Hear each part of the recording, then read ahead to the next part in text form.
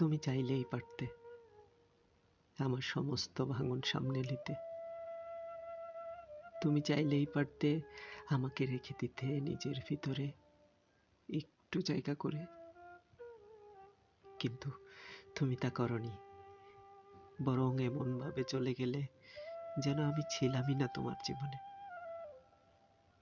আমার কাছে তুমি ছিলে উপন্যাসের মূল চরিত্র, আর তোমার কাছে আমি ছিলাম শুধুই একটি উপসংহার। তুমি পড়ে ফেলেছিলে আর আমি লিখে যেতে চেয়েছিলাম।